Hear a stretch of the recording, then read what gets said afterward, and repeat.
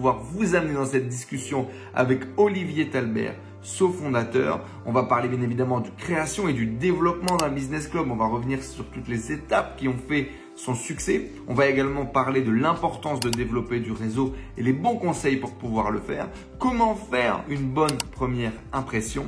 Et on parlera également de prise de parole en public, de comment monter sur scène et être impactant pour marquer les esprits. Je vous invite dès maintenant à découvrir mon interview exclusive avec Olivier Talbert. C'est parti. Hello les amis et bienvenue dans une nouvelle interview d'entrepreneur, Entrepreneur 2.0. On crée l'impossible dans sa vie. Aujourd'hui, on a la chance d'avoir Olivier avec nous. Salut Olivier. Salut. Merci beaucoup d'être là chez toi. Parce que pour le coup, on est venu chez toi dans tes bureaux. Très beaux locaux ici à Valenciennes. J'ai eu l'occasion de te découvrir sur mon parcours moi, de commercial à l'époque, où tu avais déjà commencé à développer justement le HBC et tout le business qu'il y a derrière. On aura l'occasion d'en parler. Aujourd'hui, il y a dizaines de collaborateurs, tu disais juste avant, qui travaillent avec toi. C'est plus de 35 clubs en France, 2500 membres, principalement des entrepreneurs de l'industrie, mais également des prestataires de services qui gravitent autour. Tu as réussi à rassembler tout ce monde-là, mais plus que ça, moi ce que j'ai découvert en m'arrêtant un petit peu sur ton parcours, en le découvrant, c'est un homme passionné, un entrepreneur avec beaucoup d'ambition, et aujourd'hui, si je dis pas de bêtises, à 55 ans 57 ans. Encore beaucoup de choses à réaliser et c'est avec grand plaisir du coup qu'on va plonger un petit peu dans ce parcours. Alors je me suis mis quelques notes pour tous ceux qui nous écoutent de savoir un petit peu de quoi est-ce qu'on va parler aujourd'hui. On va notamment parler de cuisine, exactement, de passion de nourriture forcément parce que tu organises des repas. Mais on va parler de l'importance du réseau et de créer du lien. On va parler de la création d'un business club, des conseils pour networker et faire une bonne première impression. C'est les questions que j'ai pour toi. Et également de comment créer de l'émotion sur scène et dans ses prises de parole parce que effectivement tu as développé des compétences solides et tu en as vu passer des excellents speakers, des moins bons, toi-même tu es devenu, et ça se voit, un bon communicant. Je pense que tu l'as appris, peut-être c'était un petit peu inné, on aura l'occasion d'en parler. Mais avant d'être ce chef d'entreprise si impressionnant, c'était quoi ton rêve de gosse à toi? Quand j'étais gamin, j'avais un seul rêve, je voulais devenir sportif de haut niveau. Ouais. Je voulais être rugbyman, je jouais au rugby à Tours et tous mes potes avec qui j'étais à l'école sont partis faire sport-études en Angoulême. Et je suis le seul à rester sur le carreau, malheureusement. Je n'avais pas le niveau rugbystique et je n'avais pas le talent. Voilà. Et puisque d'un point de vue scolaire, je n'étais pas le plus brillant non plus. Donc ça passe pas, le dossier il passe pas et à ce moment-là, tu as un rêve qui se meurt un petit peu, comment ça se passe? Ouais, alors ce rêve il se meurt un peu, en effet, fin de troisième, se pose plein de questions, je suis pas fait pour les études, c'est clair.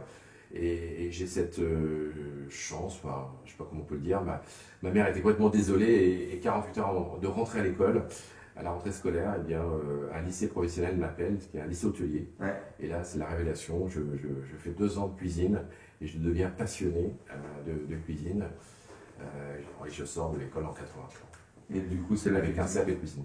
On a promis qu'on allait parler de cuisine, on commence, on aura l'occasion après de reparler de grand chef, bien sûr, de d'autres choses, mais effectivement, démarre pour toi la cuisine.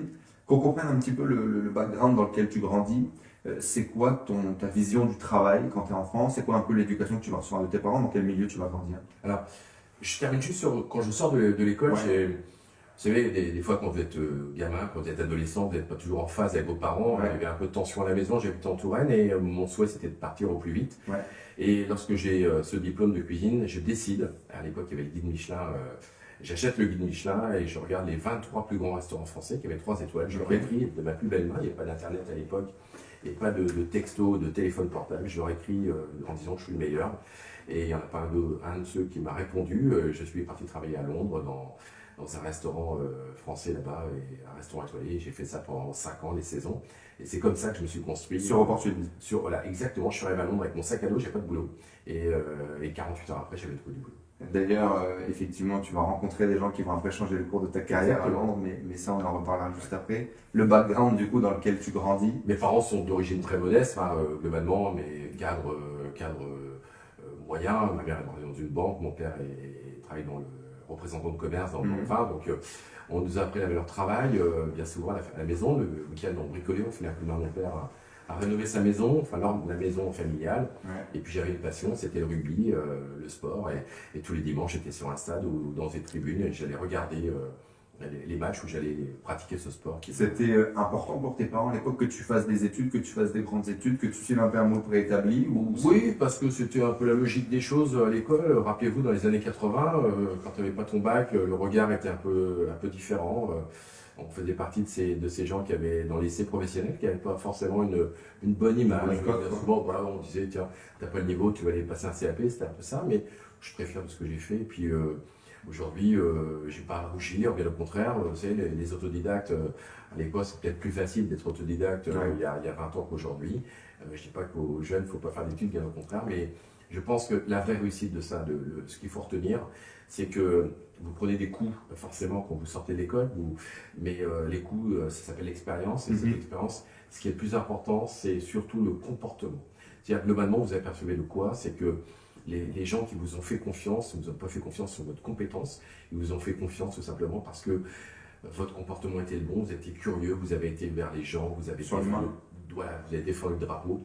Et quand un employeur travaille avec vous et que vous défendez ces valeurs-là, il peut que se passer des belles choses avec lui. Et donc à ce moment-là, c'est un peu peut-être par vengeance que vous envoyez que tu envoies cette lettre et que tu te dis allez, je suis le meilleur, ok, je fais CAP cuisine, machin, etc. Mais je suis capable d'eux et je veux travailler avec les meilleurs. Ouais, oui, tout à fait, mais c'est à un moment, il y a une forme de fierté. Tout à l'heure, tu as employé le mot ambition. Et c'est vrai que je pense qu'aujourd'hui, l'ambition, si tu l'as en toi ou tu l'as pas, on ne devient pas ambitieux, on est ambitieux. Okay. Et je pense que ça, c'est une vraie valeur. Et c'est comme dans le sport, c'est qu'à un moment, quand vous avez joué à un certain niveau, vous voulez toujours franchir les paliers supérieurs. Et j'ai toujours rêvé d'être en haut de la marche. Et jamais la seconde place ou la troisième ne m'intéresse pas. C'est très intéressant parce qu'en plus, du coup, on verra qu'il y a un parcours avant l'entrepreneuriat, il y a un parcours avant tout ça. Parlons-nous peut-être dans les grandes lignes de justement ce début du salariat dans les cuisines à Londres jusqu'à ta carrière de directeur commercial qui va se faire à travers notamment la boîte Pasquier et puis après une autre société avant ta première expérience d'entrepreneur. Ouais, alors 57 ans, il y a quand même pas mal de vécu d'entrepreneur, mais ce qui est important de retenir, c'est qu'en 87, je sors de l'armée. Et j'avais 2 mois à rien faire. Service militaire obligatoire, du coup 12 mois, voilà, comme ça se faisait à l'époque. Et j'avais 2 mois à rien faire. Il fallait toujours que je travaille parce que j'avais malheureusement pas d'argent. Et j'avais une R5, je me souviens, j'avais pas de quoi mettre de l'essence dans la R5, donc ça, en général, tu t'en souviens bien. Et je rencontre un copain qui me dit tiens, chez Brioche Pasquier, il cherche un chauffeur livreur au Mans. Et l'histoire, elle commence comme ça. J'ai un CDD de 2 mois. Et là, alors, la famille Pasquier m'a fait confiance à ce moment-là. Je suis rentré pour 2 mois. Je suis resté 12 ans chez eux, en niveau de vente, commercial, chef de vente, avec 7 déménagements en 12 ans. Ça a été un moment incroyable, mais surtout ce que je retiens de cette expérience, non seulement l'évolution personnelle, mais surtout la confiance que m'ont fait les dirigeants, les frères Pasquier, Philippe Habert, enfin, toutes ces personnes. Et j'ai un petit clin d'œil parce que j'ai un collaborateur de l'époque que j'avais embauché, qui était commercial, s'appelait Sébastien, et qui m'a accompagné tout au long de ma vie. Aujourd'hui, il est devenu manager d'un de mes clubs à Bordeaux, Hans Deuxième à Toulouse. Ça fait 30 ans qu'on se connaît, on est potes. Et ça, pour moi, ça a vraiment une grande valeur. C'est l'amitié, la relation humaine. C'est ce qui fait qu'à un moment, pourquoi vous levez le matin, il n'y a pas que le pognon dans la vie. À ce moment-là, vous le conscientisez, tu le conscientises, ou c'est en regardant dans le rétro sur ton parcours vraiment que tu vois tout ça? Est-ce que déjà à ce moment-là, tu te dis l'impact des gens, la relation humaine est peut-être plus importante que les compétences? Alors, il y a un truc je me souviens très bien, c'est quelque chose qui me faisait grandir. Quand je faisais une performance, quand j'avais une performance commerciale ou autre, j'étais plus fier pour mon boss que pour moi. C'est-à-dire, globalement, ce n'était pas une question de rémunération ou prime. Je le faisais parce que j'étais fier de représenter l'entreprise. Quand j'allais chez Carrefour, chez Leclerc ou autre, c'était quelque chose qui était important pour prouver ce que je valais. Il y avait une petite revanche sur la vie quand même. Voilà, et j'ai toujours été très content, tu sais, quand vous avez de la fierté au fond de vous, pour aller monter sur toutes les montagnes, pour aller marcher sur la lune, la fierté vous fait avancer quand même. Du coup, l'ego ou la fierté ne serait pas forcément qu'un frein? Alors l'ego, on le place où on veut, le curseur, attention, il faut en avoir, hein. Mais il ne faut pas en avoir de trop non plus, parce qu'après il faut pouvoir travailler avec des collaborateurs, et si vous en avez un trop, vous prenez de la place, et quand vous prenez de la place, les gens doivent exister autour de vous.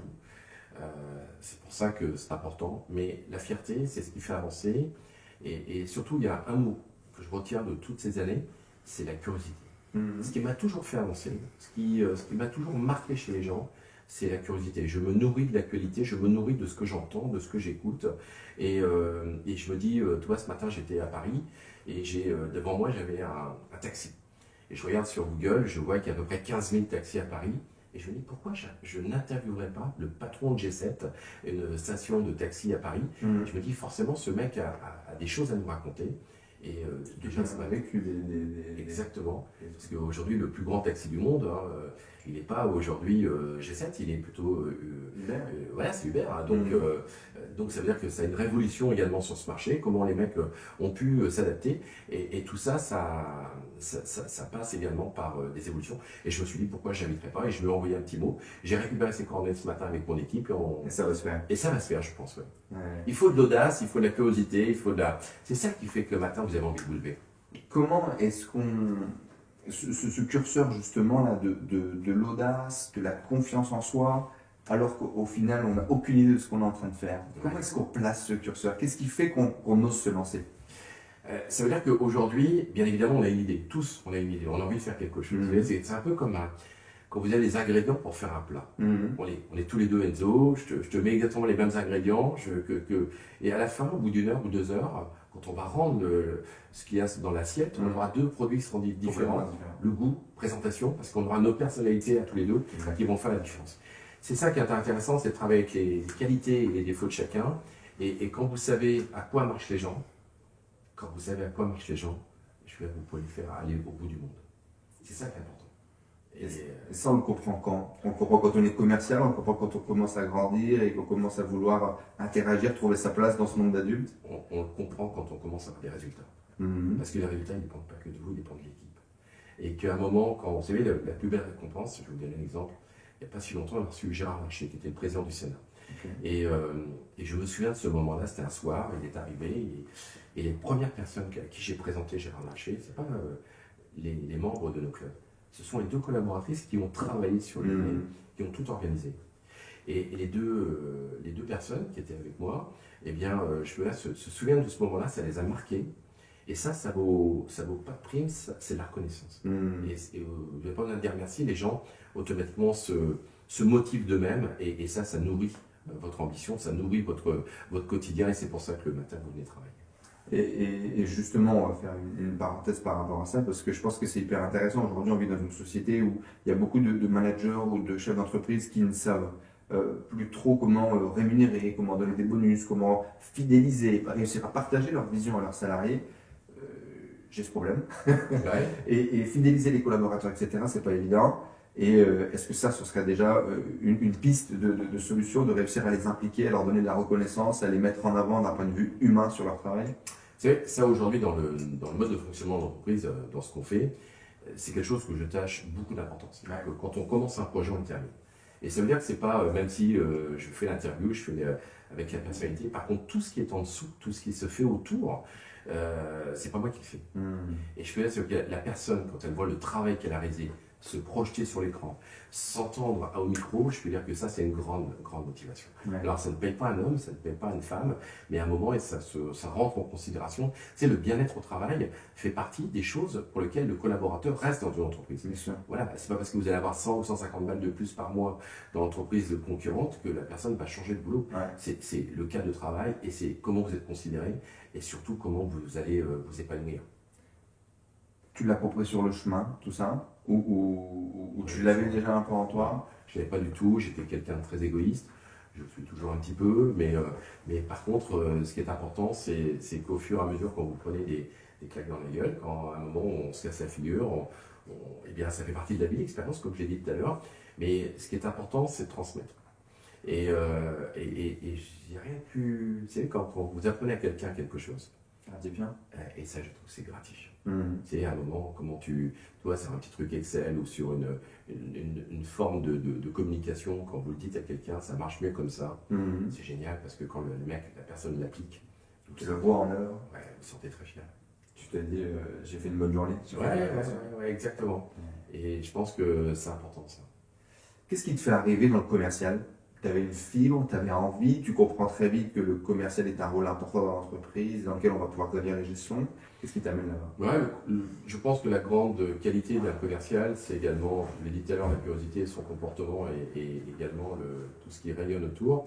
Et j'ai toujours été assez à l'aise pour m'exprimer. Alors après, un peu gauche au départ, forcément, on apprend les choses, on apprend les mots qui font mouche. Hein, mais rapidement, je me suis vite établi une relation de confiance avec les personnes que j'avais en face de moi. Et puis il y a quelque chose qui m'intéresse énormément, c'est toujours comment il est devenu, ce qu'il est devenu, c'est ça qui m'a intéressé. Et quand vous discutez avec les personnes et quand vous vous intéressez à eux, il y a de grandes chances pour que la personne soit en confiance et il y a de grandes chances pour que vous fassiez des affaires ensemble. Donc ça se passe bien. Et c'est comme ça a été la clé du développement commercial, ça, de Carré. Et je me souviens de ce début d'histoire de Business Club, c'est ma plus grande trouille, c'était de me dire mais comment je vais faire pour trouver des intervenants. Eh bien, ce sont les intervenants qui vous ramènent aujourd'hui les autres intervenants. Parce que aujourd'hui, quand vous faites un boulot de qualité, quand vous avez une bonne réputation, ben, les portes elles s'ouvrent plus facilement. Et puis aujourd'hui, c'est sans mauvais jeu de mots, tu as des intervenants à revendre. on en parlera juste après.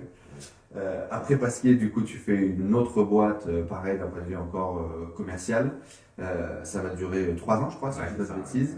Avant de, enfin, à 45 ans, tu dis dans une interview, je crois, j'ai toujours voulu entreprendre. Et j'ai attendu 45 ans pour le faire. Est-ce que tu peux nous parler un peu de cette envie grandissante d'entreprendre? Est-ce qu'il y a des moments marquants dans ta vie où tu t'es dit fais chier là je suis entrepreneur ou fais chier j'ai vraiment envie de me lancer mais je le fais pas? Est-ce qu'il y a eu des moments un peu charnières comme ça sur lesquels tu as eu envie et tu l'as pas fait? T'as fait la chose. J'ai bientôt 30 ans. Alors 30 ans. Tu verras qu'à 40 ans, alors, tu rencontreras plein de gens autour de toi qui diront un jour je serai patron de ma boîte. Tu verras. Et il y a les courageux entre guillemets et puis ceux qui malheureusement préfèrent être dans le confort et qui n'osent pas prennent notre voix. Voilà, qui prennent le bois ou qui conservent la voix. Mais à un moment, il faut avoir une forme de courage. Et à 45 années, en effet, j'ai décidé de me mettre à mon compte. Et je peux assurer qu'au début, on ne dort pas bien, parce que forcément, on a des enfants, on a une femme qui est professeure libérale également, et à un moment, ça engage des responsabilités. Puis tu avais déjà un train de vie, tu avais déjà une vie qui était faite. Exactement, un train de vie, voilà. Mais on s'imagine toujours le train de vie, mais les amis d'il y a 10 ans ne sont plus forcément les amis d'aujourd'hui, puis les rencontres qu'on a faites grâce au club sont complètement différentes. Ça aussi, c'est un truc qu'on sous-estime, c'est qu'on pense toujours avoir un réseau important, mais au fil des rencontres, on s'aperçoit que le monde que vous rencontrez, c'est impressionnant. Mais par contre, il faut faire travailler sa mémoire. Il faut surtout se dire, mais comment je peux connecter Pierre avec Paul? C'est ça qui est difficile aussi dans notre métier. Il n'y a pas que de l'informatique, il n'y a pas du Facebook ou du LinkedIn, il faut absolument avoir la mémoire. Et ça, c'est important. Et donc, à 45 ans, je décide.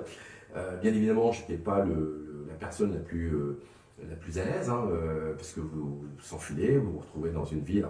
Il y a un truc que j'ai vachement apprécié dès le début, c'est ma liberté. La liberté, ça n'a pas de prix, et de se dire aujourd'hui on est indépendant, de se dire que demain on ne dépend pas de quelqu'un, c'est que le résultat, la rémunération que tu te octroies, elle est liée à ton travail.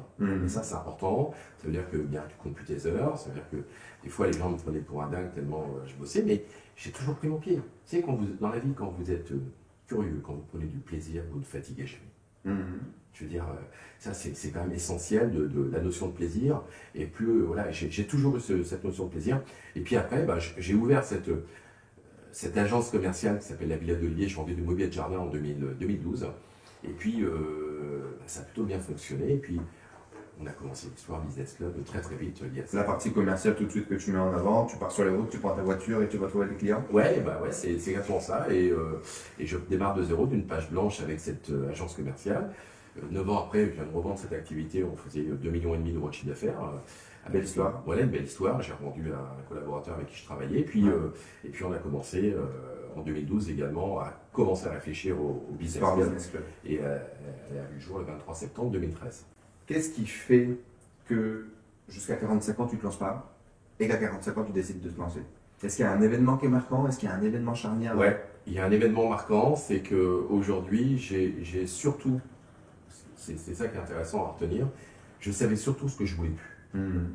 Et quand vous savez ce que vous voulez plus, vous gagnez beaucoup de temps et beaucoup d'argent. Et je voulais plus dépendre de quelqu'un, je ne voulais plus qu'on me fasse des fausses promesses qu'on ne tienne pas. Je voulais être maître de mon destin. Et c'est comme ça à 45 ans. Je regrette même de ne pas l'avoir fait plus tôt. Mais C'est facile à dire aujourd'hui. Bien sûr. Il fallait avoir le courage de le faire à 40 ans. Mais quelle belle aventure, quelle satisfaction et sincèrement quel bonheur aujourd'hui. Alors la réussite, bien évidemment, elle est présente, je ne le cache pas, mais surtout quel bonheur de... Aujourd'hui, moi, la plus grande fierté que j'ai, c'est qu'on est 10 collaborateurs et c'est de faire nourrir une petite famille. Tu sais, quand tous les matins vous venez, vous êtes content que les salariés également bénéficient de votre travail, du fruit et de participer aux beaux projets que sont nos business clubs. C'est un bateau qui porte tout le monde, quoi. Ouais, dans toutes les boîtes. Qu'est-ce qui... Tu parles de courage. Moi, quand je vois courage, du coup, je vois peur. C'est quoi les peurs que tu as avant de te lancer? C'est quoi les barrières que tu vas casser? Les peurs plutôt les peurs du lancement, c'était de me dire, est-ce que je suis capable? Ça, c'est la première question. C'est, vous avez forcément un gros doute sur vos capacités à la fois professionnelles et puis de gestion. Je pense qu'aujourd'hui, c'est important de savoir gérer également sa trésor. Et ça, c'était une vraie remise en question, mais j'avais tellement d'appréhension que je jetais un œil sur mon compte en banque tous les jours. Forcément, pour vous débuter. Et puis, est-ce que je vais être capable de pouvoir transmettre mon savoir à d'autres? Est-ce que je vais pouvoir être capable de transmettre ma passion à d'autres? Et vous savez qu'aujourd'hui, quand on a des collaborateurs qui arrivent au bureau, qui ont le sourire, j'ai déjà fait une partie du chemin. C'est bon. Et surtout, ce qui est intéressant, c'est que tous ces gens avec qui vous travaillez, qui sont curieux ou moins curieux que d'autres, mais quand ils vous suggèrent des idées. Ouais, j'ai une collaboratrice un jour qui m'a dit, c'est vraiment un compliment qui m'a touché, qui m'a dit, Olivier, quand on travaille avec toi, tout ce que tu promets, tu le fais. Ben voilà, ça c'est une vraie fierté. C'est une vraie fierté parce qu'aujourd'hui, quand on le fait avec nos moyens, on ne pète pas plus que son cul. Je veux dire, à un moment, on travaille avec, on ne dépense pas l'argent qu'on n'a pas. Et je veux dire, à un moment, quand on parle de bénéfices, c'est qu'on a fait du chiffre d'affaires. Donc, on fait attention à tous les deniers, on fait attention. Il y a un an jour pour jour, on était 5 dans la boîte. Aujourd'hui, on est 10. De grosse croissance. Voilà, on sera, je pense. Et dans un an, peut-être 13-14. Ouais, 13-14. Donc voilà, on va le faire également à notre rythme. On peut aller beaucoup plus vite. Là, on est un peu dragué, il y a quelques personnes qui voudraient rentrer dans le capital de la boîte. Aujourd'hui, c'est pas, avec Vincent, mon associé, c'est pas le sujet, quoi. Aujourd'hui, on peut continuer le développement à notre rythme, mais en prenant du plaisir. On en parlera également parce qu'effectivement, les stratégies de croissance que vous avez mis avec Vincent en place sont très intéressantes, parfois même un peu orthodoxes. Pourquoi tu dis ça? Le système de franchise sur ce modèle-là de Business Club, ça s'est vu. Il y a un de nos confrères américains qui fait outre-Atlantique, qui fait à peu près le même principe, mais c'est vrai que c'est pas commun. Sur le modèle, c'est pas commun et c'est frais et ça fait du bien. Du coup, tu prends ton courage, tu te lances, tu démarres cette activité commerciale. Tu es déjà associé à l'époque, tu le fais pas tout seul. Ouais, je suis associé dès le début, on s'aperçoit vite qu'on n'a pas les mêmes objectifs. On n'est pas d'accord. Et qu'on va se séparer très très vite. Donc on a lancé la machine ensemble et quelques mois plus tard, on décide de se séparer. Voilà. Et je pense que c'est important d'avoir la même vision quand on s'associe avec quelqu'un. Ça aide justement de ne pas se lancer tout seul. L'association pour toi c'était aussi une barrière pour qu'on y ait ensemble au combat, quoi. Ouais, tout seul je ne serais pas allé. J'avais peur. Parce que d'abord, je ne suis pas quelqu'un qui conceptualise fortement au départ. J'ai plutôt cette dominante commerciale d'aller... C'est une force vive d'aller convertir. Mais de conceptualiser quelque chose par écrit, c'est moins mon truc. Et, alors qu'aujourd'hui, ça l'est devenu. Et voilà, et c'est vrai que de partir à deux, c'est rassurant. On se noie moins facilement quand on est à deux que tout seul. Et puis surtout, on partage. Partager l'aventure avec quelqu'un, c'était important. De toute façon, tout ton parcours, on le voit que l'humain, il est au centre de tout finalement. Dans ce que tu fais, comment tu le fais, avec qui tu le fais. Ouais, tu sais, aujourd'hui, quand je me souviens de chez Voyage Pasquier, c'est Louis-Marie Pasquier, le PDG, qui disait ça. Et je suis toujours très sensible à ça. Il disait, chez Voyage Pasquier, on évalue les collaborateurs à travers deux critères. 15% sur les compétences et connaissances et 85% sur le comportement. Et le savoir-être. Et ça, je veux dire, aujourd'hui, d'avoir toutes les... tout ce que tu veux dans la vie, je pense que le savoir-être, il est vraiment déterminant. Est-ce que je t'apprends des choses là? Tu m'apprends des choses. Au niveau de ton parcours, est-ce que tu as envie de bosser avec moi? Est-ce que j'ai envie de bosser avec toi?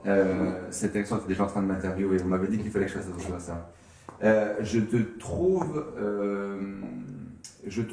deux choses très intéressantes et qui ne vont pas dans la même direction, mais qui, je pense, sont des clés du succès. On verra si ça se confirme à la fin de l'interview. La première des choses, un côté un peu strict, carré, rigoureux, un peu discipliné, peut-être même trop à tendance, peut-être un petit côté perfectionniste même, et par contre beaucoup de chaleur humaine, beaucoup d'amour, énormément de cœur dans tout ce que tu fais. Et ça m'inspire beaucoup. Pour l'instant, moi je suis aux premières loges. J'espère que tous les gens qui nous écoutent aussi. Qu'est-ce que tu dirais du coup à tous les gens qui ont 25, 15 ou 45 qui hésitent à se lancer? L'audace, il faut oser dans la vie. Je pense qu'il ne faut pas avoir de regrets. Et je me souviens de plusieurs exemples comme ça où j'avais des moments de doute et puis en téléphonant tout simplement à la bonne personne, c'est-à-dire il ne va jamais accepter de discuter avec moi, il ne va jamais accepter de venir, et bien les surprises sont toujours très agréables parce que je ne vois pas pourquoi vous direz non. Je me souviens une fois que le Delouche, 8 jours avant un gros événement, on se retrouve un peu dans la mouise, on n'a pas d'intervenant, il y a 400 personnes dans la salle. J'appelle Claude Lelouch et Claude Lelouch me dit je ne peux pas dire non à quelqu'un qui ose, donc il est venu partager ce moment avec nous et il y en a eu d'autres. Et il faut oser, croire en soi, ça veut dire qu'on a tous beaucoup de qualités, elles ne sont pas toutes identiques et heureusement, parce qu'autrement on serait tous des clones, ça serait pas sympa, mais par contre prendre du plaisir. Je pense que le plaisir est l'accomplissement de tous ces critères. Je pense qu'aujourd'hui, quand vous rentrez dans une entreprise, c'est de bien vous renseigner, où vous mettez les pieds, de bien sentir le fit avec votre dirigeant, parce que le bien-être, bien souvent, il passe également par la relation que vous avez avec votre dirigeant, ou le N+1. Et je pense que ça, c'est important. Et il y a un critère aussi, je le vois avec le temps, c'est quand vous avez un doute avec un collaborateur, il n'y a plus de doute.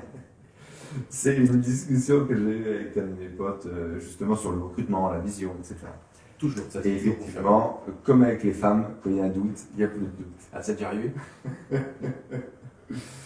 Est-ce que tu te souviens de ta première vente? Tiens, que ce soit en tant qu'entrepreneur ou en tant que jeune commercial, est-ce qu'il y a une première vente comme ça? Ouais, je me souviens d'un fait marquant.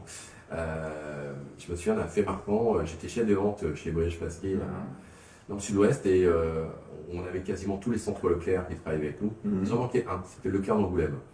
Et l'acheteur, il n'y a pas de fuite avec lui, j'arrivais pas à avoir un rendez-vous, j'arrivais pas à développer.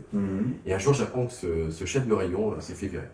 Donc tout de suite, j'appelle son successeur, le mec me reçoit, référence mes produits, et 3 semaines après, le mec est barré.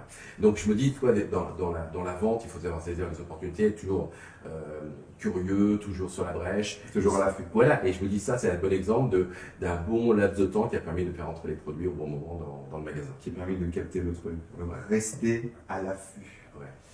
Pourquoi pousser autant le côté réseau? Pourquoi monter un business club? Qu'est-ce que ça représente pour toi?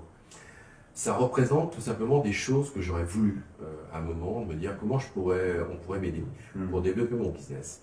Et qu'aujourd'hui, savoir quelqu'un qui puisse, parce que bien évidemment, il y a plein de collectivités locales aujourd'hui qui pourraient vous aider, chambre de commerce ou autre, mais avoir vraiment cette connaissance, il y a souvent du vernis, il n'y a pas de vraie connaissance. Et globalement, je prends l'exemple d'un club de sport, quand vous allez au LOSC, au Verselance ou au VFC, c'est-à-dire que dans les loges ou dans le VIP, vous croisez beaucoup de monde, mais vous rencontrez personne.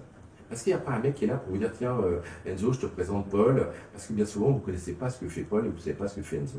Et nous, notre job avec mon équipe, c'est que quand on reçoit 100, 150 ou 200 personnes, je peux vous assurer que quand on fait le tour de table, on sait précisément ce que font chacune des personnes. Et c'est plus facile de présenter quelqu'un quand vous savez ce qu'il fait que quand vous ne savez pas ce qu'il fait.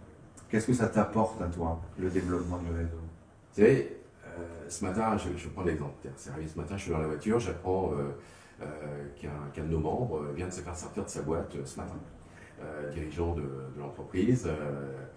Et je sens le désarroi complet au gars au téléphone, 50 balais, grosse remise en cause. Et il me dit Olivier, je t'appelle parce que je t'avoue que là je suis au fond du trou. Et le gars est dans l'automobile et je lui dis je vais t'aider. Et j'ai appelé ce matin un des gros concessionnaires français qui est membre dans un autre de nos clubs. Et je lui ai expliqué la situation et il m'a dit que Henri m'appelle. Et voilà, ils vont s'appeler cet après-midi. Et ça, je suis très fier de ça. C'est cette mise en relation, de faire plaisir.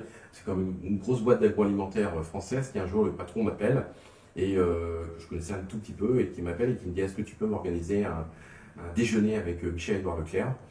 Je dis connaître, mon directeur des commerciaux connaît en effet l'ancien Leclerc, mais Michel Leclerc, j'ai jamais eu l'occasion de le rencontrer. Et on a réussi à les faire rencontrer sur un petit déjeuner, tous les deux pendant 1 heure. Voilà, c'est le genre de truc, ça me procure énormément d'émotions. La gratification.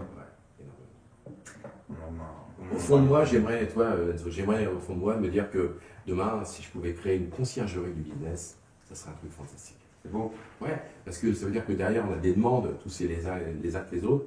On a envie de développer ses affaires, on a envie de s'implanter quelque part, on a envie de créer des nouveaux produits. Enfin, il manque plein de savoir-faire. Et de dire qu'il y a un mec ou une personne, une entreprise qui est capable de mettre du lien là-dessus, c'est génial. Qu'est-ce que ça apporte aux entrepreneurs de réseauter, de faire partie d'un business club, du tien, pas des tiens, parce que du coup il y en a plein. Qu'est-ce qu'ils gagnent? Tu as 3 réponses à ça. La première, c'est celui qui vient uniquement pour le business. D'accord, là, c'est ce qu'on appelle vraiment les mecs qui ont mort de faim, qui ont le couteau entre les dents et qui viennent parce qu'ils veulent remplir le carnet de commande. Alors souvent, le carnet de commande, il se remplit au bout de 6-7 mois, il ne se remplit pas au démarrage, parce qu'il faut gagner la confiance. Et ceux-là, on va les perdre au bout de 2 ans, globalement, parce que ce sont des gens qui zappent assez vite. Ça représente 15% de nos ventes. Ensuite, on va avoir celui qui vient uniquement pour les intervenants. Il vient s'inspirer des intervenants. Donc c'est plutôt le dirigeant, le gros patron. Et là, ils sont 10-15% à venir, ils viennent écouter l'intervenant et s'inspirer de ça. Et les 2 tiers de nos membres, qui sont plutôt des dirigeants décideurs également, qui sont sur des PME, eh bien, ils viennent pour partager un moment avec leur père. Ils viennent s'enrichir, et s'ils font du business, tant mieux. S'ils n'en font pas, c'est pas la fin du monde. Par contre, je peux vous assurer que le drapeau, ils sont très fiers de porter les couleurs. Je vois bien les pins que nous avons lors des déjeuners. Là, pareil, publie son pins le jour du déjeuner. Ils sont très fiers de partie du réseau. Et c'est comme une équipe de sport. Quand vous êtes dans le vestiaire, vous défendez le drapeau, vous défendez le maillot. C'est ce côté rugby. Voilà, et ça j'aime. À ce côté rugby, il y a plein d'autres sports aussi qui te passionnent, on en reparlera juste après, mais c'est ce côté effectivement de partager les mêmes valeurs presque finalement entre entrepreneurs. Ouais, et puis le regard franc, tu sais, quand vous côtoyez les gens, moi, ça m'arrive régulièrement de croiser, alors c'est des trucs incroyables, mais là, cet été pendant les vacances, il y a eu deux mecs du club qui se sont croisés par hasard à l'île de Ré. Tu fais partie d'un club, ah, moi aussi je fais partie d'un autre club, et les mecs se connaissaient pas avant, et cette fratrie, quelque 3 ans. Ça crée la confiance. Bah ouais, ça crée la confiance, et puis aujourd'hui, avec un réseau de 2500 membres, on va continuer à se développer. Notre objectif, c'est quand même d'ici 3 ans d'avoir à peu près 5000 membres, et là, on va commencer à peser, ouais. Et là, ils vont commencer à se rencontrer beaucoup plus en vacances. Exactement, puis on sort une appli également qui va voir le jour au mois de novembre. Ah, et ça va permettre de connecter. Exactement, ça veut dire que quand tu es à Strasbourg, quand tu vas t'implanter à Marseille, tu vas pouvoir passer des annonces en ligne. Voilà. Pourquoi est-ce que tous les entrepreneurs devraient développer leur réseau? Moi, c'est un truc que j'ai fait un peu naturellement parce que j'ai grandi comme commercial aussi, un peu comme toi, je pense, à ton époque. Et donc, du coup, très vite, j'ai compris que quand tu connaissais des gens qui connaissaient des gens, ça t'aidait à solver plein de situations. Il y a plein d'entrepreneurs, notamment sur Internet, tu sais, dans notre cas, où ils sont dans leur chambre, ils font leur truc, et ils n'ont pas ce réflexe-là, ils n'ont pas cette vision business-là. Pourquoi est-ce que tout le monde devrait développer son réseau? Alors, développer son réseau, c'est bien. Attention, c'est pas parce que tu serres la louche de quelqu'un ou que tu dis bonjour à quelqu'un que c'est du réseau. Ce qui est important, c'est de bien entretenir son réseau. Tu vois, il y a un petit conseil là-dessus, c'est de se dire mais c'est surtout de se dire comment on l'entretient. Et on l'entretient à travers, tu vois, je travaille beaucoup avec les Google Alerts, je montre les noms, tu vois, Enzo, je rentre son nom. Dès qu'il y a un article de presse ou quelque chose, je suis au courant donc sur l'ensemble de nos membres et des intervenants. Et ça me permet systématiquement de envoyer un petit mot, tiens, bravo pour l'article dans la webinaire, bravo pour le petit podcast que tu viens de faire avec Enzo. Voilà, c'est le genre de truc où on fait très attention. Et quand vous touchez le cœur des gens, le réseau, il s'entretient facilement. Et là, on a reçu quelqu'un régulièrement qui s'appelle Yvan Bourgnon, qui est un navigateur avec qui on s'entend très bien. Et Yvan, il a essayé de battre le record de voile en 24 heures, pas traversée, mais voilà, le record en 24 heures d'un point à un point B, en voile, parce que moi je ne trouve pas mes mots. Et il faisait avec son fils Mathis, et c'était sur la Manche, et d'un seul coup, Yvan se retrouve à l'eau. Avec des creux de vagues qui sont très impressionnants. Le bateau filait à très vive allure. Mathis a eu le temps de revenir en arrière et il a récupéré son père. Et ça m'émeut profondément. Donc j'ai envoyé un petit mot quand j'ai su, parce que c'était dans un article que Mathis avait rédigé. Et je trouve que quand on s'intéresse aux gens, même si on a une relation contractuelle avec les intervenants, même si l'homme avant tout est important. Donc quand je prends des nouvelles d'Yvan, même si c'est un fournisseur pour moi, même si je suis très content d'entretenir cette relation.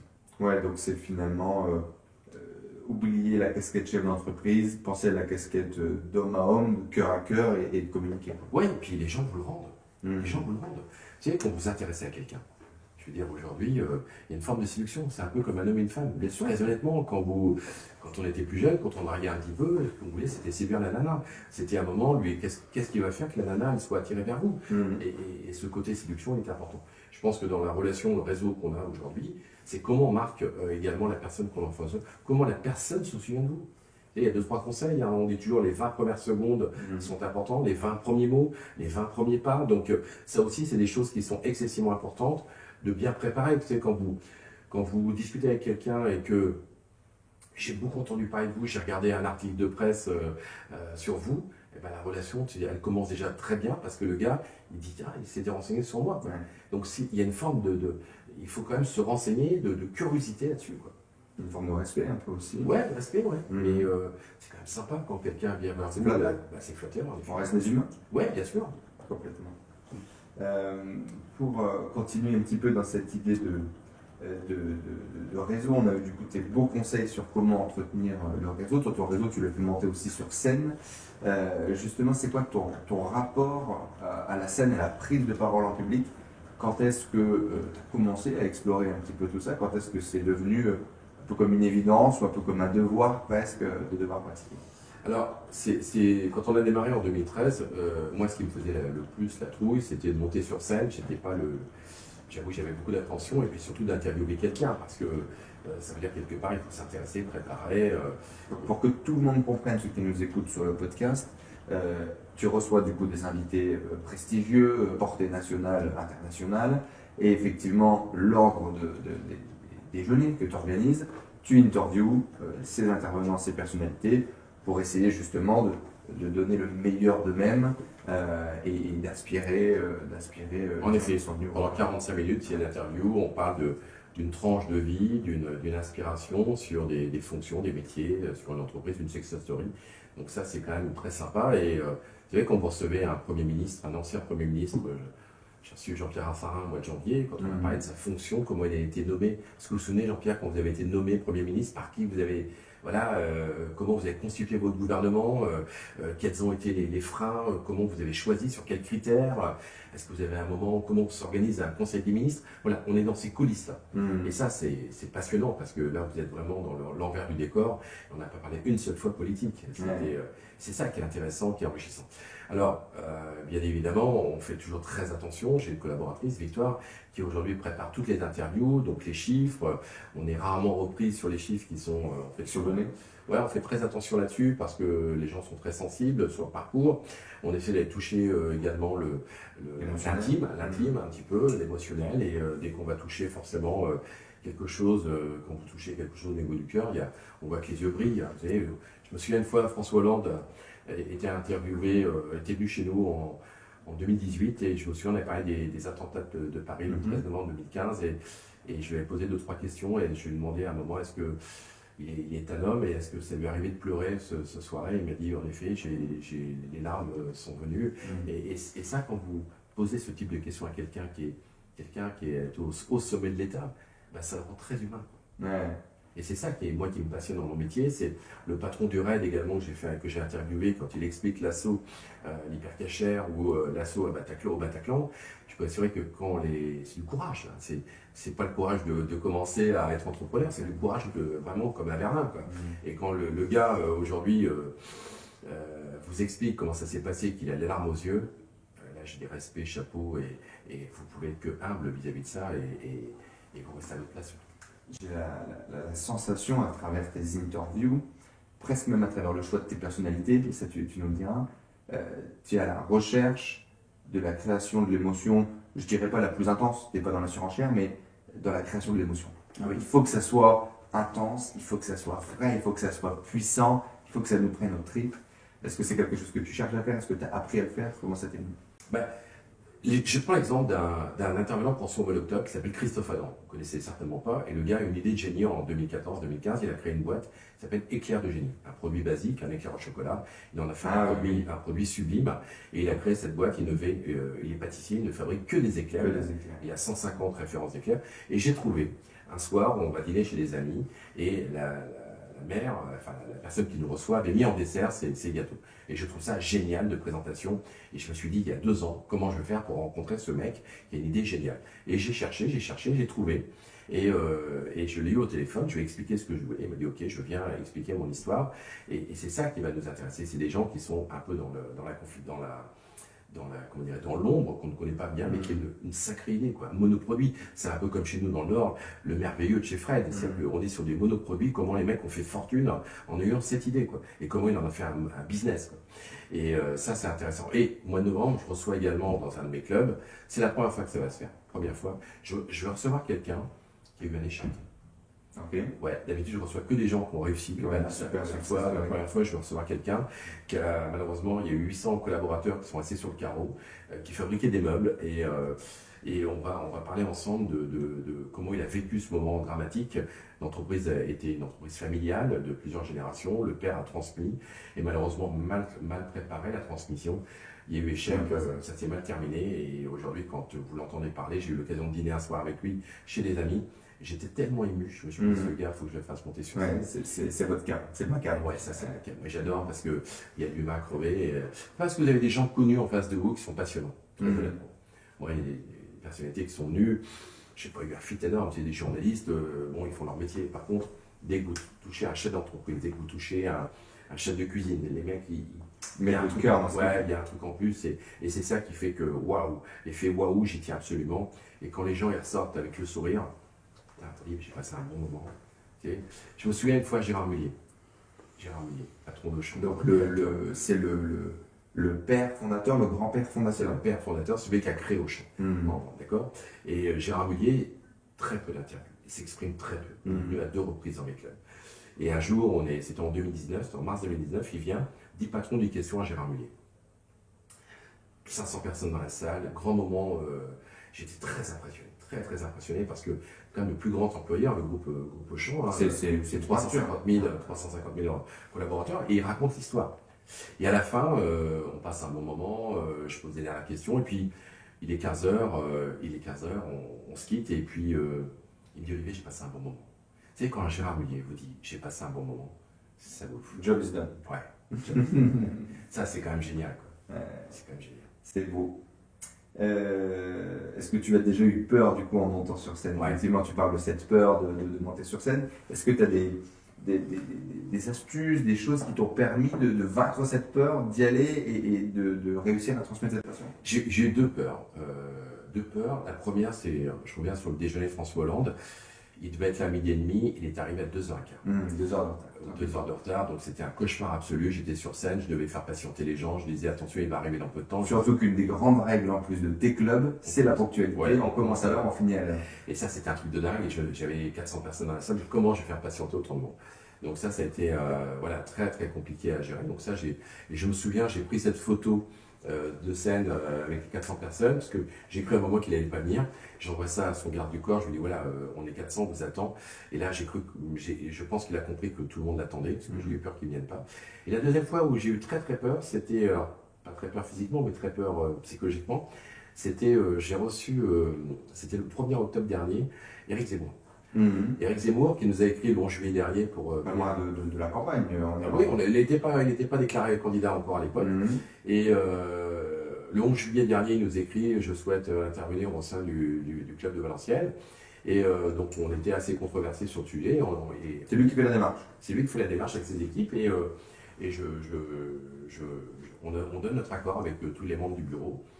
Il arrive le 1er octobre et quelques jours avant, on fait le brief avec ses équipes de communication et il voulait se servir de cet événement pour dire qu'Éric Zemmour s'adressait au patron. C'était pour montrer qu'il avait une posture économique.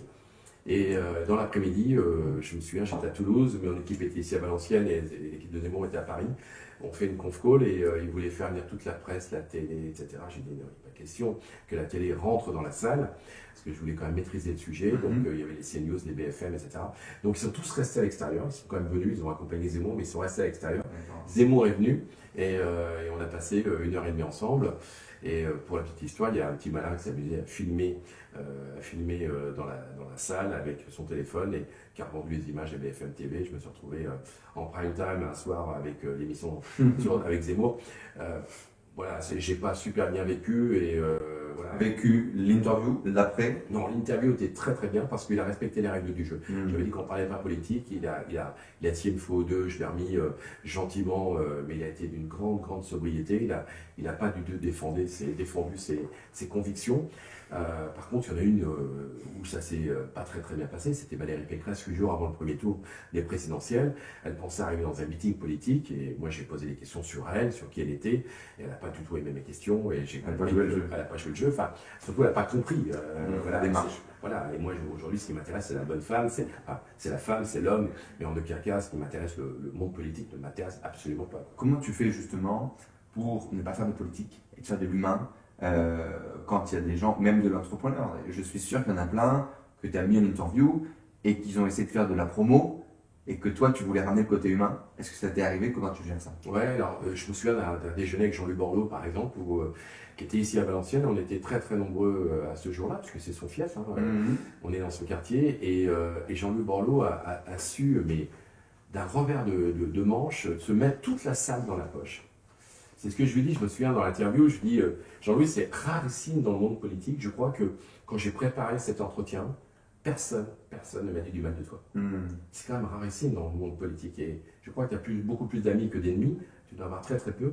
Et ça, aujourd'hui, c'est Jean-Luc Borloo, il a su trouver les mots pour se mettre la salle dans la poche. C'est vachement facile l'entretien d'ailleurs. Il met une pointe d'humour, c'est vachement plus facile. Ce qui est compliqué, c'est quand les personnes font des réponses courtes et avec du vocabulaire qui n'est pas toujours très compréhensible. Ouais, c'est un peu intellectuel, quoi.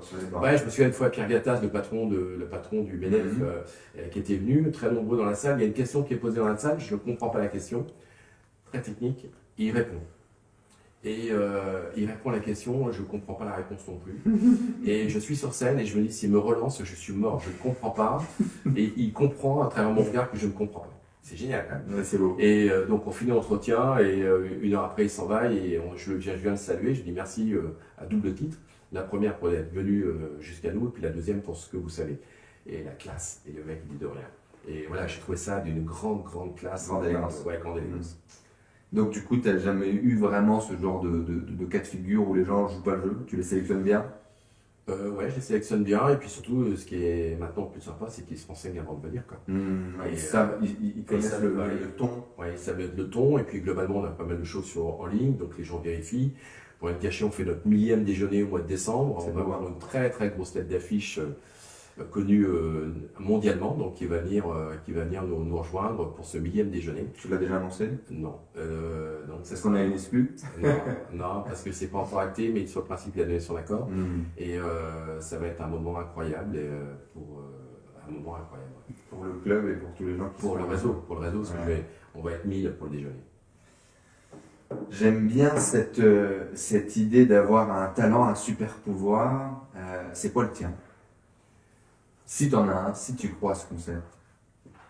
Je ne crois pas que j'ai un super pouvoir. Par contre, je pense que quand je suis, quand je suis habité par quelque chose, j'arrive à convaincre. Okay. Et quand j'ai une idée en tête, je ne lâcherai pas. C'est vraiment un truc important, mais plus on va me dire non, plus j'ai envie d'y aller. Plus tu vas y aller. Et moi, il y a des trucs, il y a un moment, je me souviens, le patron du Coq Sportif, Marc-Henri Bossire. Une interview importante pour toi, que tu es allé chercher. Voilà. Et 2 ans après, le mec, il m'a dit, j'en avais marre de recevoir tes textos, donc j'ai obligé de dire oui. Et j'adore, parce que il y en a quelques-uns comme ça qui disent, mais tu vois, l'autre jour, je recevais le patron de Rungis, Stéphane Layani, à Paris. Stéphane Layani m'a dit, mais je lui ai dit, pourquoi t'es venu? Puis ça fait 1 an que tu m'écris, je ne pouvais pas dire non. Et voilà, et c'est ce côté osé, mais en restant à ma place. J'ai pas fait du harcèlement tous les jours. Mais la ténacité. Voilà. Je suis là et je veux qu'on fasse quelque chose ensemble. On va le faire ensemble. Et je sais que Stéphane Layani. Donc ne pas abandonner. Ouais. Persévérance, ténacité. Ouais. Qu'est-ce que c'est jouissif quand vous y arrivez. Le résultat final. Ah ouais, c'est. Vous savez, quand vous avez. Quand il y a un projet en tête, c'est un peu comme le sportif qui décide d'aller faire le col du Tourmalet ou d'aller au Mont Ventoux. Quand le mec arrive en haut, il a tout fait pour s'entraîner pour y arriver. C'est des années de boulot pour un résultat. Ouais. Et ça, le soir, quand vous allez au lit, vous êtes quand même bien content et vous êtes très satisfait. Pour tous les jeunes et moins jeunes qui nous écoutent, là, comment est-ce qu'on découvre ses forces? Comment est-ce qu'on arrive à mettre le doigt justement sur son talent, sur son truc qui fait notre différence? C'est un vrai problème aujourd'hui, ça a été mon problème moi en grandissant.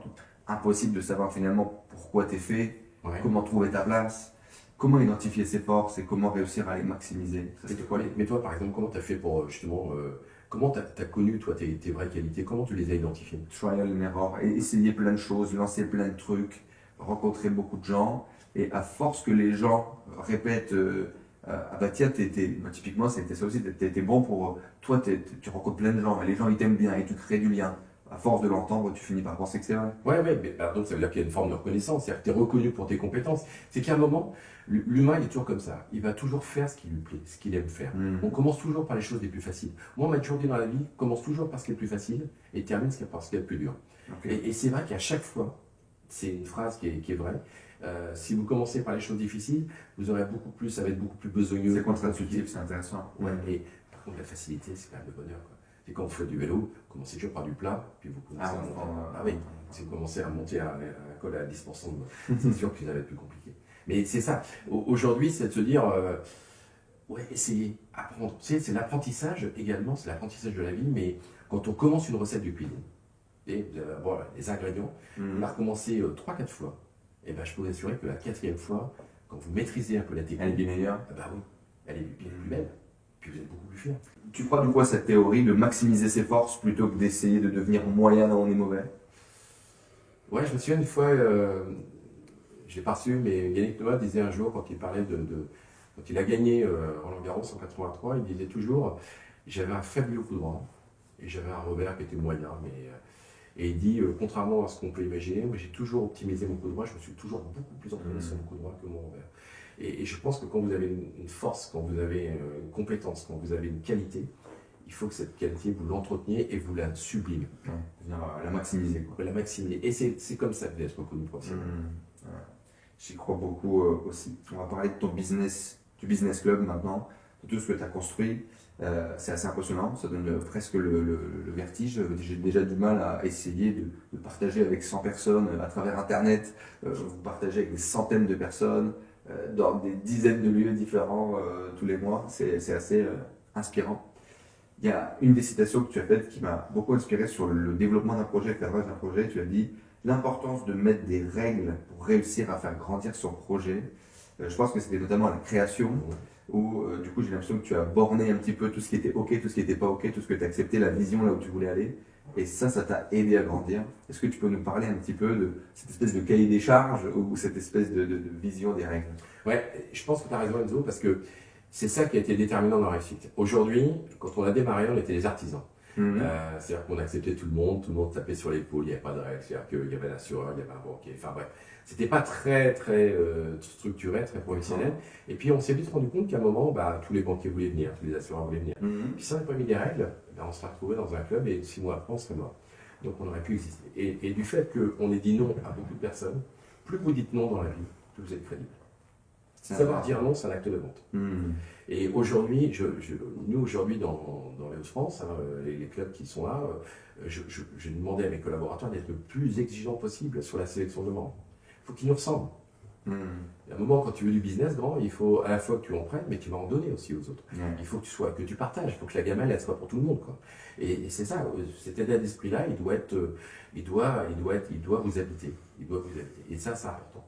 D'accord? Et donc définir justement donc, les règles dans ton cas, ça a été de comment faire rentrer quelqu'un, la sélection de membres, prestataire. Voilà, la sélection de membres, c'est également le format du déjeuner, en quelle heure on commence, à quelle heure on passe à table, combien de temps on donne la parole au chef d'entreprise lorsqu'il présente son activité, combien de temps on donne également à l'interview, le ton qu'on y met, et puis le dessert sous format debout, parce que c'est plus facile d'échanger lorsqu'on est autour d'un dessert que d'être à table. Voilà, c'est des choses qu'on a évoluées, on a mis des règles en place. Et puis, il y a un autre truc, ça va te faire sourire, mais mardi, j'ai inauguré le club d'Angers. Il y avait 320 personnes dans la salle. Et mon nouveau manager, Thibaut, m'a dit un truc, je ne faisais plus attention. Et lui, il a l'habitude d'avoir des grands routes, il anime des événements comme ça. Je lui dis, c'est quoi les grosses différences entre les business clubs et ce que tu fais habituellement? Il y a une différence, c'est le silence. Quand je me suis exprimé au business club, tout le monde s'est tu. Alors que quand je fais d'autres manifestations qui ont lien avec le business, tout le monde parle. Donc c'est le cadre. Ouais, c'est le cadre, c'est également le côté professionnel des choses qui fait qu'à un moment, tu te dis, les gens ils écoutent parce qu'on les intéresse. Plus on va intéresser les gens, forcément ils ont moins de temps de parler et surtout ils n'ont pas envie de parler. Donc une forme cadrée, le fait de délimiter les règles permet d'avancer plus rapidement dans la bonne direction. Ouais, c'est un peu les gouttières au bowling. Ouais, exactement. Ouais, c'est exactement ça. Et c'est également faire briller les yeux des gens. C'est un moment quand vous leur dites des choses qui les touchent. C'est ça aussi qui fait qu'à un moment, les gens, quand ils sont touchés, ils se taisent. C'est de l'attention. Et ils écoutent avec les yeux, quoi. C'est beau ça, ils écoutent avec les yeux. Moi j'avais mis, je comprends pas parce que je déteste les règles. Je m'étais mis ça comme une petite note. Effectivement, je combats beaucoup pour ça. Est-ce que tu peux nous raconter un petit peu du coup le business model que tu as choisi pour ton club? Comment est-ce que ça fonctionne? Si j'ai bien compris, il y a un système d'association, il y a un système de business qui est derrière en prestataire. Raconte-nous. Voilà, le business model est simple, c'est qu'aujourd'hui, on a une société qui s'appelle Business O2, qui est une holding, qui aujourd'hui gère la totalité des business clubs en France. Ouais. Et aujourd'hui, les business clubs qui sont en province sont tout en franchise, donc avec des associations. Donc les franchises sont les prestataires de services des associations.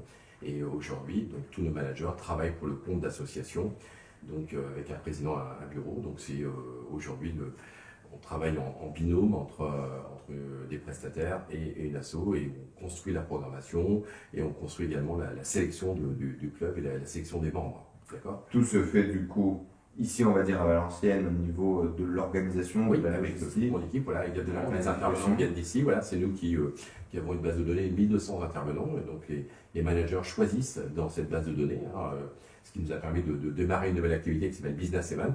Et on propose aux entreprises également, ce qu'on a bien su faire dans le club, on le propose aux entreprises. Donc demain, vous voulez un intervenant, un journaliste, un chef de cuisine ou autre, on vous les met à disposition pour les entreprises, pour les séminaires, les congrès. Et moi j'interviens beaucoup également sur l'animation de ces événements-là. D'accord ?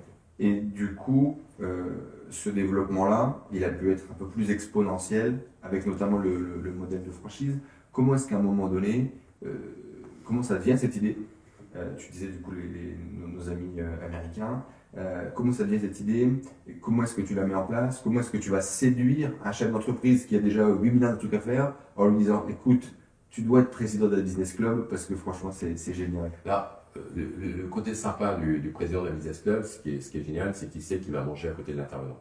C'est quand vous retrouvez à côté d'un Jean-Luc Borloo, d'une Claire Coudray ou d'un Gérard Mullier, c'est plutôt gratifiant pour soi parce que vous n'aurez pas souvent l'occasion de les rencontrer en privé.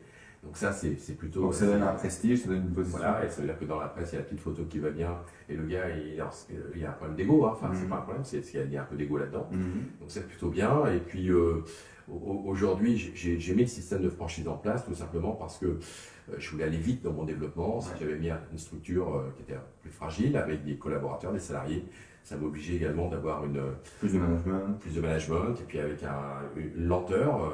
Bon, bien sûr, ça aurait été beaucoup plus profitable, mais la franchise nous a permis d'aller très très vite.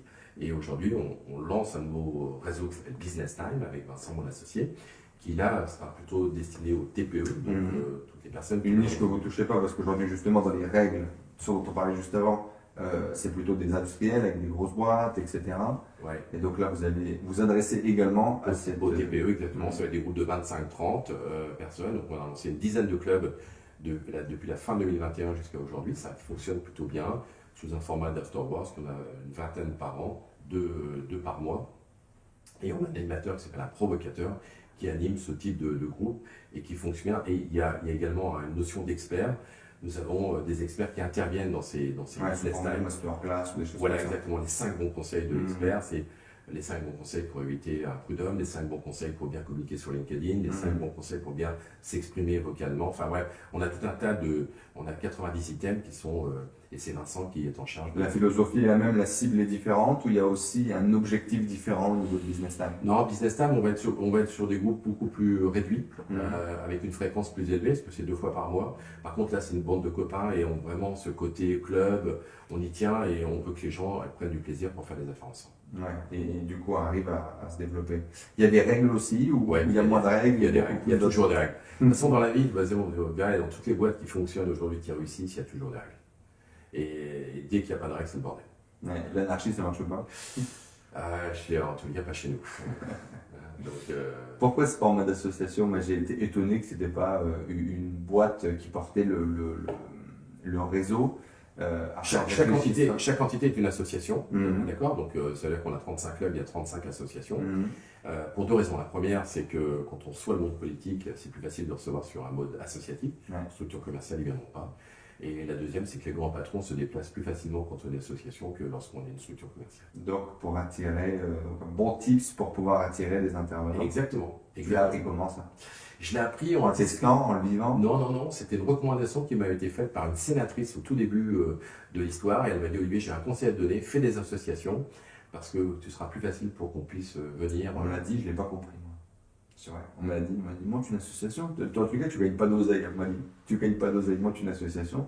Ce sera plus facile pour développer et faire grandir ton truc. Et je ne l'ai pas compris. Voilà, mais après, ça fait l'expérience. Exactement. Et donc, du coup, aujourd'hui, 3 business principaux, c'est ça? Business O2, Business Time, Business Club. Business Club. Donc, on a une holding qui s'appelle Business O2. Mhm. Business Club est notre marque depuis 2013. Ouais. On a 35 clubs.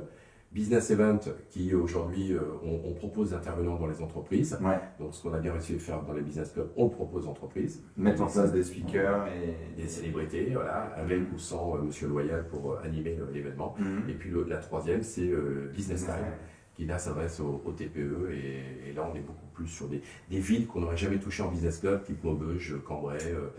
plus petites. Oui, voilà, on n'aurait jamais ouvert de business club dans ces villes-là. Donc ça te permet, un, de t'étendre et deux, de répondre aussi à une autre cible qui était peut-être aussi sur ton territoire déjà initial. Exactement, et puis voilà, et ça veut dire que géographiquement on maille complètement, donc ça veut dire que les taux se resserrent, et puis tu vois, je veux dire, en guise de conclusion, notre objectif avec Vincent, c'est d'être les leaders incontestés des réseaux en France en 2025. Mhm.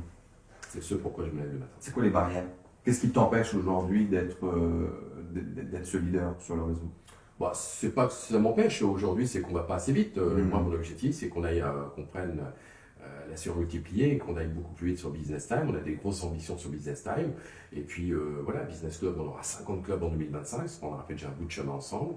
Et puis surtout, après, je ne dis pas qu'on va ronronner, ça serait, mais surtout, on va pouvoir également continuer à développer ce réseau. Il y a un truc qui est important, c'est ça, dont je suis très fier. Ça fait 9 ans qu'on a démarré à Valenciennes. Mhm.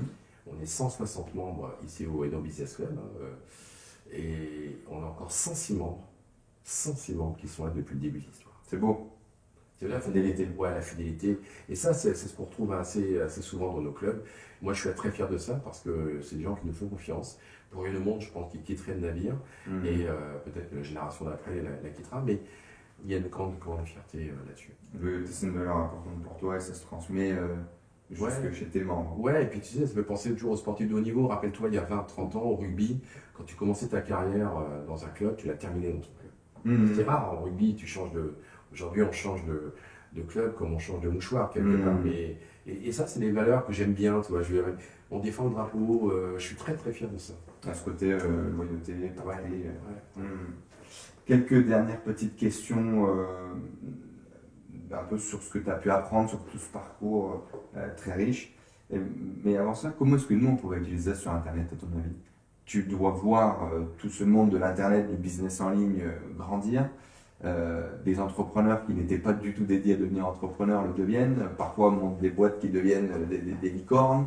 Ça n'arrive pas beaucoup, mais. Je sais pas beaucoup, heureusement. Mhm. Mais en tout cas, il y a énormément de gens qui gagnent 5 à 10 000 balles par mois et qui travaillent de chez eux et qui arrivent à développer une belle activité alors qu'à la base, ils ne pensaient pas même devenir entrepreneurs. Qu'est-ce qu'ils doivent en tirer, ces gens-là, du Hello Business Club, du développement de réseau, de ton parcours? Je pense que, en résumé, il y a 3 mots. Mhm. J'ai envie de dire 3 mots, c'est travail, travail et travail. Et je pense que c'est pas de moi, c'est Gérard Rolls qui avait dit ça. Mhm. Et je pense qu'en effet, quand vous êtes. Moi, j'étais un besogneux. Parce que Mhm. forcément, quand vous n'avez pas de talent, vous passez beaucoup de temps. Et puis, à force de faire, les portes s'ouvrent par la suite. Mais Mhm. ce qui est important dans la vie, c'est quand vous avez envie de réussir, quand vous avez pas forcément une vision, quand vous avez déjà un début d'objectif, quand vous avez un début d'idée, ben, allez-y parce que autrement les regrets ils arrivent très très vite. Ça arrive plus vite. Mhm. Tu as côtoyé des chefs d'entreprise J'en côtoie toujours. Je suis pas là. Pas encore. C'est pas fini, au contraire, ça ne fait que grandir. D'un extrêmement haut niveau. C'est quoi ce que tu as revu chez eux qui se démultiplie un peu, une espèce de code du succès, des grandes règles un peu que tu as retrouvées chez beaucoup de chez l'entreprise? J'ai fait une confidence. On était en 2017. C'était juste avant les élections présidentielles, avec quand Macron gagne. Un mois avant, au mois d'avril, je reçois quelqu'un qui s'appelle Henri de Castres. Alors, le nom ne te dira pas grand-chose. C'était le patron de chez AXA. Il a dirigé 130 000 personnes. C'était le patron du CAC 40. Un des patrons du CAC 40. Et Henri de Castres, si Fillon était passé premier et avait gagné, il était certainement Premier ministre dans le gouvernement Fillon. Brillantissime. Et je me souviens, je l'ai reçu à Lille, à Luchin, au centre de formation du LOSC. Et il faisait un soleil rayonnant et il est arrivé, il m'a tendu la main. Et il m'a tendu la main, c'est la plus belle poignée de main que j'ai eue dans ma vie. Et cette poignée de main, elle m'a tellement marqué, je lui ai envoyé un petit mot derrière. J'ai l'impression de le connaître depuis 20 ans. Ouais, ça fait partie de ces gens avec qui tu discutes, tu regardes, et ce mec, il dégageait quelque chose. Il dit on prend un café, on s'est mis dans un petit salon avec sa femme, et on a discuté pendant une demi-heure. Et je me disais au fond de moi, ce gars, je ne sais plus s'il était narc ou HEC, enfin bref, il avait une grande école. Moi j'avais un petit CAP de cuisine, je me dis qu'est-ce que je fais à discuter avec ce monsieur? Et j'ai passé un moment de rêve. Et il a su se mettre à ma portée. C'est génial. Ça, c'est la grande classe de ces mecs-là, c'est qu'ils savent se mettre à ta portée. Et je crois que c'est ça, une grande élégance intellectuelle, quand les gens le comprennent vite. Tu sais, à un moment, le vocabulaire que tu utilises, c'est pas forcément le bon, le leur, mais quand tu es sympa avec les gens, quand tu es honnête, respectueux, poli, bah, ils le ressentent et forcément ils te tendent la main. Moi, c'est ça que je retiens de ces 10 ans, c'est les mains tendues, la générosité, tous ces petits mots sympas, les échanges de textos. Je me souviens, je mettais un point d'honneur le soir quand je rentrais à la maison, la tension redescende, et puis j'envoyais le petit mot, je faisais attention à chaque mot que j'utilisais pour le remercier mon intervenant. Et bien souvent aujourd'hui, ce qui est génial, avant même que je rentre le soir à la maison, je reçois un petit texto de l'intervenant qui me remercie d'être venu. Là, t'as gagné. Et là, je me dis, waouh, je me souviens, il n'y a pas très longtemps, j'ai reçu un petit mot qui m'a touché à un point, mais tu ne peux pas savoir. Et ça, je trouve ça absolument incroyable. Et je garde ces textos-là parce que je me dis, la vie va passer, il faut garder les souvenirs. Ouais, ça c'est l'opposé des regrets, ça. Et l'opposé des regrets, exactement. Les résultats du travail. Ouais. Question flash, Olivier. Je te pose des petites questions. Ouais. Tu réponds la première chose qui te passe par la tête. C'est parfait pour les réseaux sociaux, ça. Ouais. Première question flash, du coup. Qui sont tes inspirations? Claude Luche. En plus, tu l'as eu. C'est beau. Quelle trace est-ce que tu veux laisser quand tu vas partir? La passion. Quelle est ta plus grande peur aujourd'hui? Le regard de mes enfants et de ma femme. C'est beau. C'est beau et c'est puissant en même temps. Quel est ton meilleur souvenir aujourd'hui en tant qu'entrepreneur? La rencontre de mon associé d'aujourd'hui, qui était mon banquier il y a 15 ans, qui est devenu mon associé aujourd'hui. J'aurais aimé qu'on la développe celle-là, mais c'est pas grave. Et du coup, c'est ta plus belle rencontre. La question d'après, elle est la deuxième plus belle rencontre du coup. Mon épouse. Ton prochain objectif, toi l'ambitieux? J'ai un rêve, et j'ai vraiment un rêve. Il y a deux choses qui me tiennent à cœur, c'est de transmettre le savoir. Et j'aimerais qu'on constitue, je lance un appel même, je voudrais créer une école des réseaux. Comment on développe un réseau, comment on en fait un business, comment on gagne de l'argent avec du réseau. Ça, c'est un sujet qui me passionne et j'aimerais bien lancer une boîte là-dessus. Je réponds, présent. Et la deuxième chose, et je trouve que ça, c'est vraiment d'une utilité personnelle, comment on pourrait développer une conciergerie du business. Des idées un peu folles, des demandes complètement incroyables, comment mon entreprise pourrait répondre à des demandes et de surprendre. Accompagner les entrepreneurs dans la folie les plus grandes. Peut-être pas dans la folie, mais surtout, souvent, se leur fait gagner du temps et puis surtout d'aller toucher les bonnes personnes. Parce que souvent, la difficulté qu'on a, c'est comment faire pour rencontrer les bons décideurs. C'est ça qui est compliqué. Et aujourd'hui, je peux assurer que quand vous touchez la bonne personne, vous gagnez beaucoup de temps et vous gagnez beaucoup d'argent. Même, je dirais, le bon fit et le bon match. Parfois, on peut avoir la bonne personne, mais j'ai la sensation que plus que d'avoir fait rencontrer les bonnes personnes, tu leur as créé le bon pont entre les bons mots, la bonne occasion. peut-être le bon verre de vin qui allait bien pour créer la belle rencontre. C'est vrai, aujourd'hui, depuis qu'on est là, j'estime qu'on a à peu près une vingtaine de sociétés qui ont été vendues, revendues grâce au réseau. Ça s'est fait, enfin grâce au réseau. Ça s'est fait dans le cadre du réseau, d'accord? Il n'y a pas de fierté personnelle sur le sujet. Par contre, quand les mecs viennent vous voir en disant merci Olive, c'est grâce à toi que j'ai rencontré cette personne, et que vous recevez la petite caisse de champagne qui va bien pour vous remercier, vous ne pouvez pas savoir le sentiment que vous avez de vous toucher plus tard. Il y a une question que tu poses souvent, si tu pouvais partager un repas avec 4 ou 5 personnes, ouais, ça serait qui et pourquoi? Tiens, je vous invite à faire cette question lorsque vous mangez avec vos potes, ça occupe pas mal la soirée, c'est en général, je le fais quand on reçoit à la maison. 4-5. Bien évidemment, ta première réponse, c'est ma femme et mes enfants. Ouais. Je la partagerai avec un chef de cuisine. Ouais, je la partagerai avec un chef de cuisine et j'ai un souvenir incroyable. Alors, il est mort, mais c'est Bernard Loiseau. Je me souviens de ce moment incroyable. On avait échangé ensemble quelques mois avant qu'il décède, mais on avait passé un moment chez lui. Et je me disais, au bout d'une demi-heure, je vais dire à ma femme, t'écoutes Bernard Loiseau une demi-heure, tu veux devenir cuisinier. Tu sais, c'est des gens qui savent inculquer une passion. Donc, soit un cuisinier, j'ai envie de remercier les frères Pasquet. Je leur dois tout. Tout ce que je suis, là où je suis aujourd'hui, je leur dois tout. Cette histoire où tu envoies un message il y a 20 ans, je quittais l'entreprise, machin, et où J'ai quitté la boîte le 31 octobre 98. Et le 31 octobre 2018, 20 ans après, jour pour jour, je suis en train de finir une partie de golf. Je suis dans ma voiture et je regarde la date. Il y a 20 ans, j'ai quitté Pascal. Et j'envoie un texto à Pascal Pasquet, il y a 20 ans déjà. Et il me rappelle aussitôt. Je trouve qu'il y a des histoires comme ça où le temps passe, forcément, mais putain, qu'est-ce que les mecs vous ont donné et tout ce que vous avez reçu grâce à eux, quoi. Et ça reste parce que du coup, la réponse de Monsieur Pasquet, c'est on est toujours là et on pense toujours à toi. Ouais. Et puis là, cette semaine, on a inauguré Angers, j'ai reçu un petit mot de lui-Mike, alors que ça m'a touché, bouleversé. Tu sais, l'émotion, elle est quand même incroyable, quoi. Je me souviens de ce moment, on est en 80. On est en 88, à l'époque, Brioche Pasquet avait un produit qui s'appelait Pitch, les brioches de poche, et on était sponsor de Cholet Basket. Et à chaque fois que Cholet Basket se déplaçait dans les villes en France, il y avait à Limoges, Portel. Moi, j'étais chef des ventes du Sud-Ouest et j'avais Limoges et Portel. Et j'invitais les clients. Et mes collaborateurs, avec moi, on venait distribuer des pitchs dans la salle. Enfin, c'était un moment festif. Le match était télévisé, c'était un dimanche après-midi. Et Louis-Marie était président du club de basket, il vient nous saluer, merci beaucoup d'être venu. Et je suis rentré, mon bureau était à Bègles, près de Bordeaux, et lundi matin, il n'y a pas de téléphone portable. Et à 8h30, le téléphone sonne. Et il m'appelle et puis il me dit, Olivier, voilà, je veux te remercier pour hier, c'était un moment fantastique. Passe une bonne semaine. Président. C'est beau, hein. Quand les mecs t'appellent, 30 secondes qu'ils te disent ça, toute ta vie, tu t'en souviens. T'as gagné. Ouais. Et l'émotion, elle est là.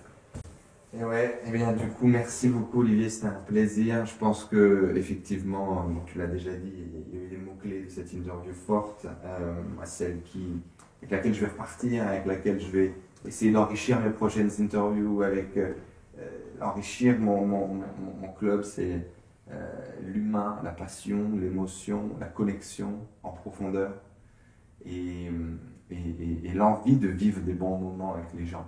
Je pense que ça te caractérise bien et je vais essayer d'en mettre un petit peu plus dans ma vie au quotidien. Bon, merci Enzo, je passe un très bon moment et tu as du temps pour poser les bonnes questions. Merci. Salut. Abonnez-vous, likez, laissez des commentaires, allez voir bien évidemment le Hainaut Business Club et tous les business clubs qui sont créés. Il se passe beaucoup de choses. J'espère que cette interview elle vous a inspiré, elle vous a motivé. Abonnez-vous, allez voir le travail d'Olivier et de son équipe. Et à bientôt. Merci. Salut. Ciao.